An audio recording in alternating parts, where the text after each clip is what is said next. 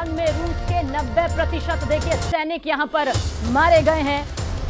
जानकारी आप तक पहुंचा दे, पुतिन के रूस को हरा नहीं पा रहे हैं, लेकिन हैरानी की बात तो यह है कि अब अमेरिका की खुफिया एजेंसियों ने दावा किया है कि अब तक की जंग में रूस के 90% के करीब सैनिक मारे गए हैं, जबकि रूस के आधे टैंक तबाह हो चुके हैं। फरवरी 2022 में मॉस्को की 3,60,000 की सेना को यूक्रेन पर आक्रमण के लिए उतारा गया था, लेकिन इतने दिनों के में 3,15,000 रूसी सैनिक या तो मारे गए या फिर जख्मी हुए हैं। ये रूस की युद्ध पूर्व सेना का 87% यहां पर हिस्सा कहा जा सकता है। अमेरिकी खुफिया एजेंसी ने दावा सही है ये या फिर किसी तरह का प्रोपेगेंडा है? पश्चिमी मीडिया में व्लादिमीर पुतिन की तबाही के किस्से खूब छपते हैं।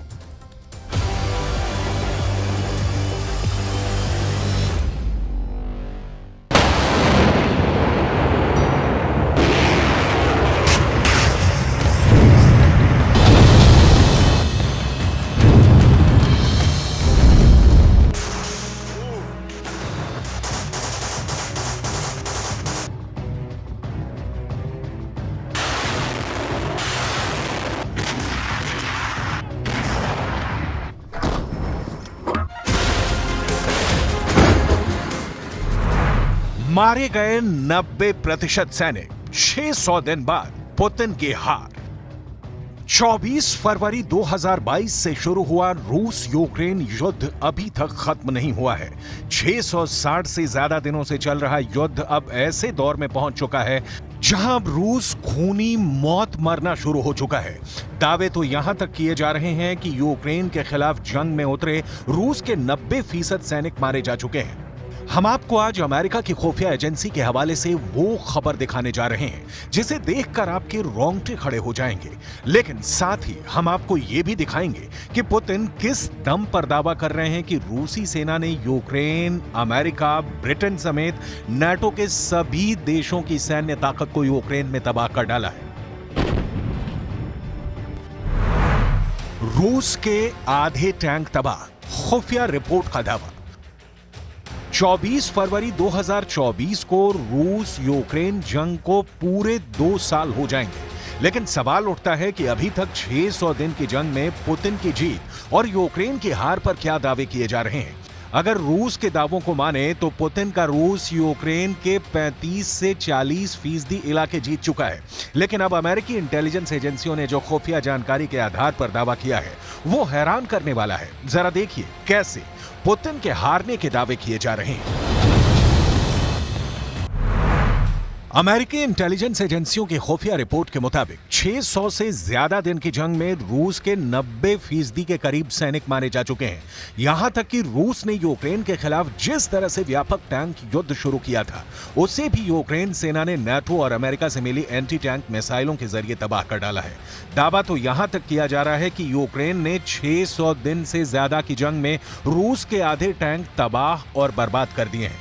अमेरिकी इंटेलिजेंस एजेंसियों की इस खुफिया रिपोर्ट को रूसी जनरल और कमांडर बकवास बता रहे हैं, जबकि यूक्रेन के राष्ट्रपति ज़ेलेंस्की इसे यूक्रेनी सैनिकों की बड़ी जीत बता रहे हैं।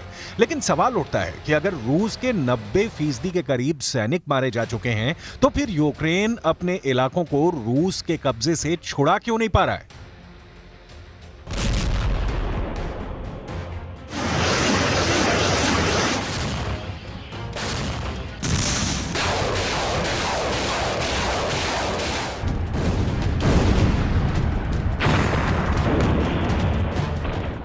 पश्चिमी देश भले ही रूस को भारी नुकसान के दावे करें, लेकिन रूस के राष्ट्रपति पुतिन ने बिल्कुल साफ कर दिया है कि यूक्रेन में चल रहा रूस का स्पेशल मिलिट्री ऑपरेशन तब तक नहीं रुकेगा जब तक रूसी सेना का मिशन पूरा नहीं हो जाता।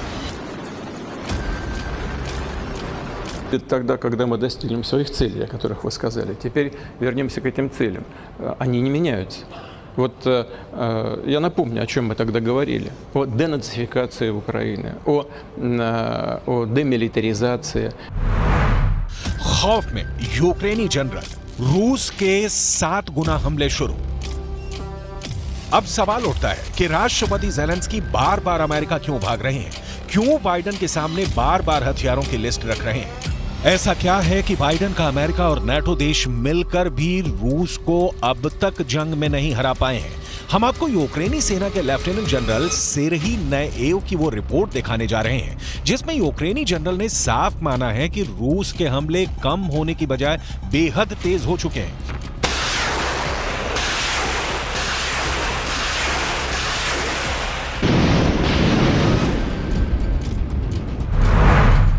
लेफ्टिनेंट जनरल सेर्ही नएव ने रूस के हमलों पर बड़ा दावा किया है।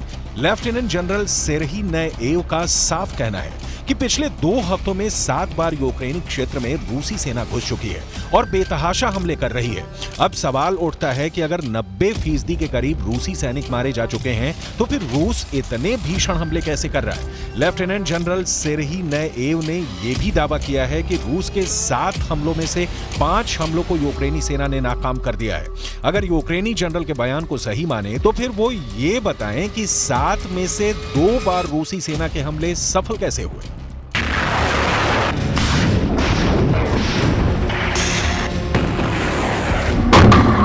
Результати для України, для всієї Європи. Ще один крок до свого повноправного членства України в ЄС.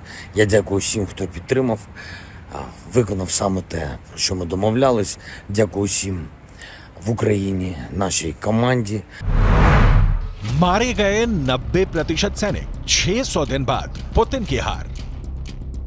4 करोड़ 10 लाख आबादी वाला यूक्रेन 600 से ज्यादा दिनों से रूस का मुकाबला कर रहा है, लेकिन लगता है कि यूक्रेन अब जीत के दोबारा से झूठे दावे करने लगा है, क्योंकि रूस के ताजा हमलों से यूक्रेन के साथ साथ नेटो तक खौफ में आ चुका है।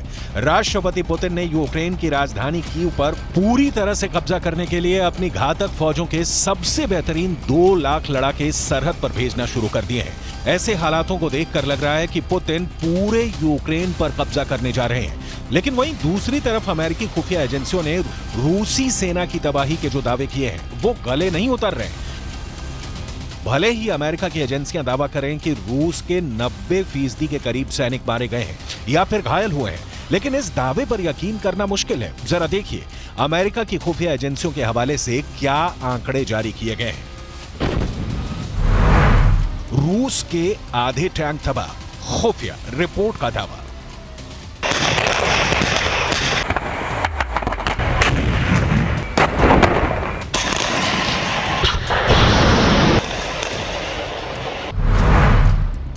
रूस और यूक्रेन के बीच पिछले 21 महीनों से जंग जारी है। इस बीच अमेरिकी इंटेलिजेंस एजेंसियों ने अपने आकलन में कहा है कि युद्ध में रूस अपने करीब 87% उन सैनिकों को खो चुका है जो यूक्रेन के खिलाफ जंग में उतरे थे। इसके अलावा रूस के 2/3 टैंक भी बर्बाद हो चुके हैं। हालांकि व्लादिमीर पुतिन फिलहाल पीछे हटने को तैयार नहीं है।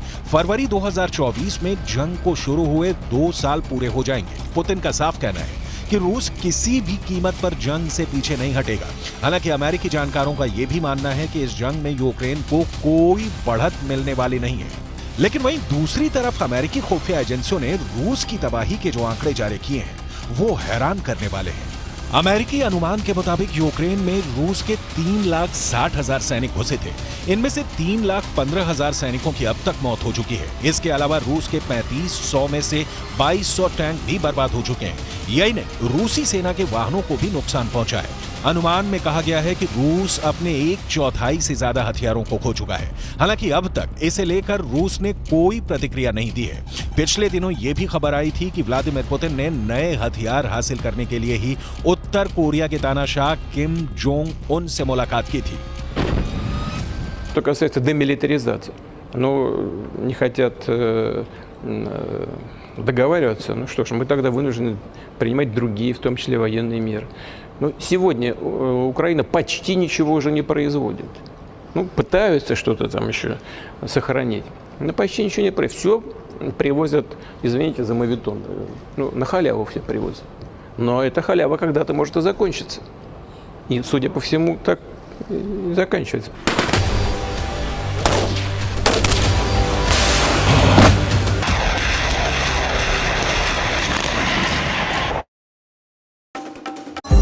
जन्मभूमि ममपुरी सुहावनी, उत्तर दिशि बह सरजू पावनी। अयोध्या करोड़ों की आस्था का केंद्र। भव्य राम मंदिर का दिव्य स्थल। इस पुण्य भूमि पर होगा सबसे बड़ा उत्सव। अयोध्या में तय है श्री राम महापर्व। सिर्फ न्यूज़ 18 इंडिया पर।